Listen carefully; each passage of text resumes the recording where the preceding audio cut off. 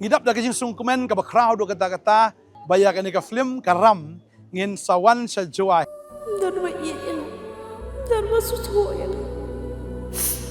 Bila benar tetian nga hindi kajing ik jongai phi kanam kala Arpsantrik District Library Joy. Kasyu kan long khatway ka ba RBG ka ba sanbat ka ba news po Try kerkui phi ngin sa kendo komplisibun.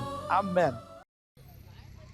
Kaway katrak kabadan yaw number AS01FC 8674 kabakit yaw ukhaw FCI kalakem ding kansan hakajan mi jong ka arpo artrik na itong Maria Poy hakibenta jong ko surak umsning bypass Pribay District. Katkum ka kubor laong baka ni katrak kadey kabalanya da ufari julhog bat kani ka jingja kala jia hagapor kumbasan sting janmit kat ba kani katrak kadang tumu ban net penhab yaw ukhaw ka FCI sa juai. Kaya ho baka daw ko balalam siya kaniga jingkem ding kaday namar ka jingput hakiwayar jong kakali. Hadian kaniga jingja ki pulit penlebding na umyam marmar kilahiyar siya katika jaka bantem ya kading kabalaklang bat penjulor iya katika terang. Henry, wat hapadeng kaniga jingklang jong kading Henry kamsyum na dan satya kano kaniga jingja besnosi like no ka jingjulor jong kaniga terang. Ngidap da kajing sungkumen ka bakraw do kata-kata baya ka ni ka film karam ngin sawan sa joy. Dan iin dan masusuyan. bila benar tetian nga hindi kajing ik jongai phi kanam kala Arpsantrik District Library Joy. Kasyu kan long khatway ka ba RBG ka ba sanbat ka ba news po Try kerkui phi ngin sa kendo komplisibun. Amen.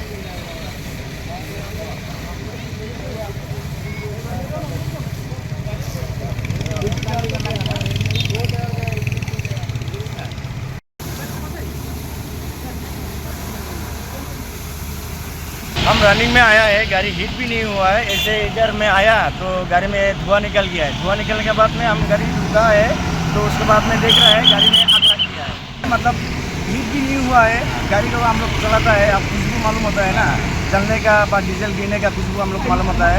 तो ऐसे खुशबू मिला है आग का, तो हम रुका है, इसमें साइड करके रुका है। हम अकेला है, हम रुका है, गाड़ी में धुआं निकल गया और खुशबू में मेरे को पता चल गया है जो गाड़ी में कुछ जल गया होगा। तो नीचे उतर रहा है तो देख रहा हूँ पूरा नहीं हुआ, थोड़ा हुआ है।